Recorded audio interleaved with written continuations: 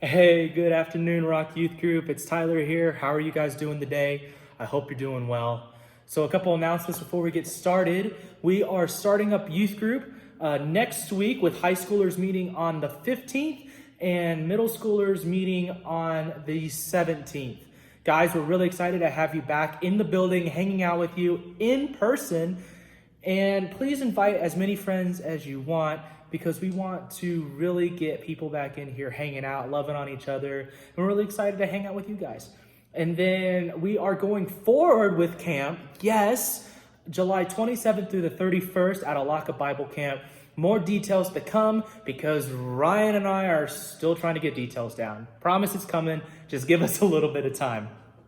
So, we are now in our second week of what to do when you don't know what to do, okay? So how many of you guys overuse emojis when you text? Or maybe you have that friend that can't resist sending a text message without 7 or 8 emojis tacked on behind it. I have a couple emojis that I like to use, and I usually don't try to use them all that much, but there are cases where actually I tend to like to use them. I'll share with you just 3 of my favorite emojis that I use when I text. So the first one is the laugh crying emoji. Love this emoji. If somebody sends me a funny picture, somebody sends me a funny video, if somebody sends me a funny text or a meme, you usually see this in groups of 3. Click, click, click. That's it. Done. My second favorite emoji is hang loose or shaka. It means, hey dude, just be chill, brah. Just have fun, go with the flow, stuff like that. I love this emoji. You'll see me use it often if you text me. And then my favorite emoji, my last favorite emoji, is the clenched teeth. All right, clenched teeth. When you don't know what to say or when you don't know what to do or something is just particularly awkward, like, hey, I saw so-and-so at the store the other day and it was awkward. You just go, yeah, man, that is awkward. Or, hey, I paid to go see a movie and the movie didn't turn out to be that good. Oh, man, I'm sorry. That kind of stinks that you spent money on it. That's the beauty of emojis, right, guys? That when you don't know what to say, you can use emojis to fill up whatever word or text that you want to because they are able to convey that emotion. So today, we're going to talk about a couple of emojis, and I have them right here. The first one we have is shocked. Oh my goodness, I can't believe that happened. That's crazy. Or, dude, I'm speechless. I don't know what to say about that. We've all had those situations where we feel like we have no words for it, right? Something, you just get news that just rocks your world, right? We're shocked, we're shook. We have no idea what we're gonna say next. We have no idea what to say because you never encountered that before. I venture to say that most of the time, these shocked emojis are sent along with a text that reports something happening that was shocking or unexpected. So have you ever had one of those experiences in your life where you just weren't expecting it? It was just out of the blue. What the heck? That was new. Or, man, I don't know what to say about that. So maybe you felt this way when your parents told you that they were splitting up. Maybe it was when your stepmom is pregnant and they didn't expect to be. Or maybe a friend had something mean to say about you. And then instead of sending it to the person they were actually trying to text, they sent it to you, the person they're talking about. Awkward, right? That's shocking. Maybe it's an injury that you experienced at the beginning of your senior sports season. Maybe it's realizing that school's out because of COVID, right? That was crazy news. How many of you guys were expecting that?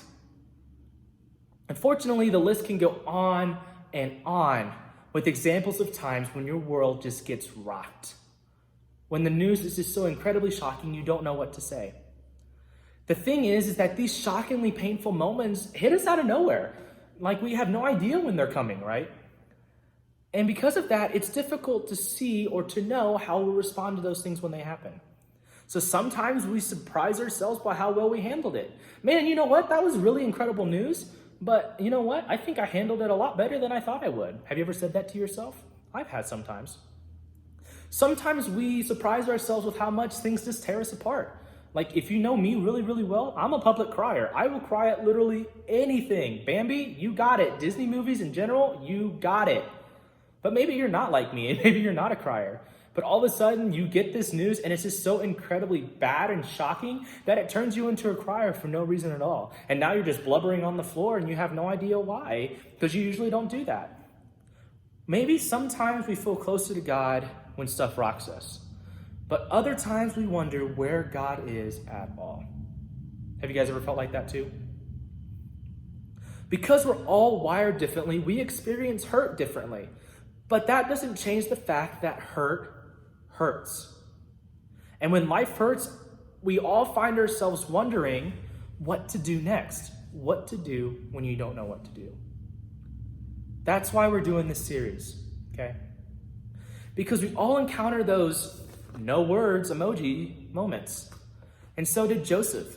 We began this series talking about this story of Joseph. We talked about him last week. And this week, his story continues in a way that could be only described as, what? Joseph is one of the most famous people in the Old Testament, right? Joseph had some family drama that he definitely played a part in. He wasn't completely excluded from that. He was his dad's favorite child, and as a result, he was treated differently than his brothers, right? He was elevated above his brothers. His dad gave him this coat of many colors, a beautiful coat for him. And then on top of all that, Joseph had these dreams, these incredible dreams picturing him and his family, where his family would be bowing down to him, okay? And because Joseph didn't pick up on social cues, he decided just to blurt it out and share it with his brothers. And you can imagine how well that all went over. His brothers were not okay with him being the dad's favorite. His brothers were not okay with him sharing the dreams of him ruling over them one day. So how did they respond? Let's check out Genesis 37:18. But they saw him in the distance, and before he reached them, they plotted to kill him. Okay, now check this out. It goes from 0 to 100 really, really quick. Verse 19. Here comes that dreamer, they said to each other. Come now, let's kill him and throw him into one of the cisterns and say that it was a ferocious animal devoured him. Then we'll see what comes of his dreams. And then somebody steps up here. Despite all of his anger towards Joseph, we see that Reuben is the one to step up. When Reuben heard this, he tried to rescue him from their hands. Let's not take his life today, he said. Don't shed any blood. Throw him into the cistern here in the wilderness, but don't lay a hand on him. Okay? Reuben said this to rescue him from them and take him back to his father.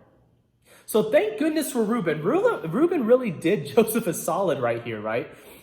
Reuben convinced his brothers to only throw Joseph in the well instead of going homicidal on him and just flat out killing him. He even planned on coming back to rescue Joseph later. Fist bump for Reuben. That's awesome. The brothers listened to Reuben. And when Joseph approached, they ripped off his special coat and threw him into the cistern, into this well. And if Joseph had a phone, he probably would have texted his best friend, when your brothers tear up your jacket and throw you into a well, whoop, add the emoji. But they're still not done with him. So the brothers are looking a long way off, and they see a caravan coming closer to them. Judah, another one of Joseph's brothers, suggested to sell Joseph to these traders. After all, selling Joseph to a group of people who would most likely make him a slave is much better than murdering him, right? So that's exactly what they do. They dip Joseph's coat in the blood of a wild animal and take it back to their father to tell them that Joseph was likely attacked and killed by an animal. What a cover story, right? So they took the ornate robe back to their father and said, "We found this. Examine it and to see whether it is your son's robe." Okay, I'm going to read that one more time. They took the ornate robe back to their father and said, "We found this. Examine it to see whether it is your son's robe." So that last line of that passage, of that little verse there, tells us everything that we need to know about the situation. The brothers obviously knew that they had a coat that belonged to Joseph. They brought it up to let their dad know that they noticed that they favored Joseph. Hey, we know that you gave him this coat. We know that he is your favorite. Thanks, Dad. and they were mad about it. And they didn't call it Joseph's robe or their brother's robe. What did they say here? They said, whether it is your son's robe. We simply cannot imagine the fear, the despair, the uncertainty, the anger, and the hurt that Joseph felt in this entire situation. Your brothers didn't kill you. Good job, guys. Thank you very much. But then you threw him into a well, and then you sold him as a slave. The message being sent to Joseph was loud and clear. We are better off without you, Joseph. We are better off without you. I mean, what would you even do in that situation, right? How do you get yourself unsold? It was clearly a what to do when you don't know what to do moment. But our story is different than Joseph's, right? We all experience pain of some kind, but I'm not being thrown into a well and you're not being sold into slavery. Yeah, okay. But how does this still apply to us? We all have scary or dangerous moments or painful moments that catch us off guard. We all have moments when life doesn't make any sense and we just don't know what to do and we don't have words to process what's happening. Unfortunately for Joseph, he had a little bit more shocking moments that come later in his story, right? And we'll figure out those in the next coming weeks. But Joseph has a lot more going on than just this. We'll look at some of those, but I want to highlight 5 powerful words that show up in the historical account of his life, okay? While they didn't keep him from getting thrown into a pit, and they didn't keep him from being sold, these 5 words literally made all the difference and helped Joseph more than anyone else. Genesis 39:2 says, "The Lord was with Joseph." I will say it again. The Lord was with Joseph. Joseph didn't have a lot for him going on in the pit, or even less afterwards. But when Joseph was in despair and wondering what was coming next, he could rely on one single truth. God was with him, okay? God was with him. The truth didn't change the reality of Joseph's situation, but it was better than being alone. Those words didn't automatically transport him back to being with his family and his friends. It didn't unsell him out of slavery. But he knew that he didn't have to be dependent on just himself in this situation, because he knew that he had God on his side. And it's the same for you. When there's nothing you can do, God is with you, okay? We hear that all the time. I can't tell you how many times I've heard the words, God is with you, right? We've always, especially if you grew up as a Christian, you hear those words all the time. God is with you. Truthfully, we hear it all the time. And so naturally, we think that those words just lose their meaning because we hear it all the time.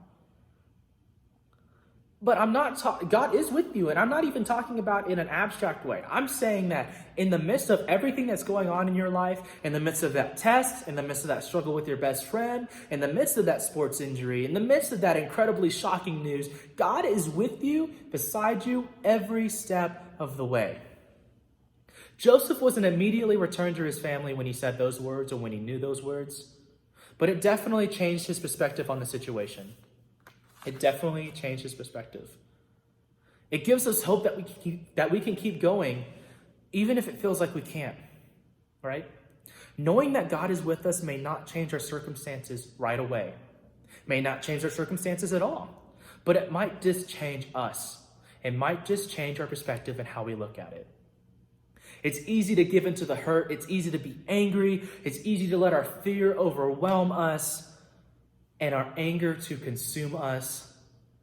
We have a lot of reasons to let difficult things just overtake us and overpower us, because sometimes the world is unfair. But when we know that God is with us, the uncertainty of life doesn't get the last word. God does. But when does it look hard for us? But what does that mean when life looks hard for us? There are no formulas or easy answers to get through hard times, but here's a couple things that I want to leave you with today that can give you a little bit of hope. Here's some things that you can do. Be real with yourself. Be real with how you're feeling. Don't just keep covering them up and going, nah, I'm good, I don't feel that. Be real. Feel those feelings. There are numerous accounts throughout the Bible where people are real with their feelings. And you know what? There are times when they give them to God personally.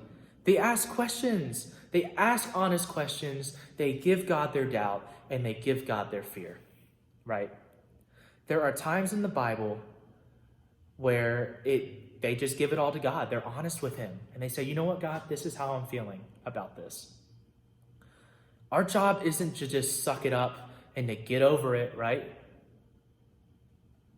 God is more than okay with our honest questions, our doubts, and our fears. And the second thing I want to leave you guys with tonight is remind yourself and each other that God is with you, okay? Here's a spoiler alert. Things did eventually work out for Joseph. Down the road, as we'll see in the next couple weeks, things did eventually work out. But when Joseph was in it, he didn't know how it would turn out. We don't know. And there were no spoiler alerts for him. We have the Bible and are reading it now. He didn't have that then. All he could do was face another day, wondering how things would turn out. But he held on to one thing, that God was with him, okay? In those moments when life is the toughest, that's when this reminder is most important. God is with you and your story is not over yet. God is with you and your story isn't over yet. Our life is going to be full of those moments where we don't know what to do about our pain or about our circumstances. And as you think about that, as you go through life, I want you to know that's why we are a youth group. That's why we are a family. We love you guys, okay? When you don't know what to do, God is with you. And your leaders and your small group guys are there for you too. If you guys haven't texted a friend from church in a while asking them how you're doing, I encourage you to do that. Everybody's handling or has handled this quarantine thing differently. I encourage you guys to reach out and love on the people around you that you haven't talked to in a while. Continue reaching out and loving on those others that you know in your life that could really use encouragement. And please come to us if you have anything that we could pray for you about. We would love to do that for you. Let's go ahead and pray. God, thank you so much for this day. Thank you for everything that you've given us and blessed us with, God.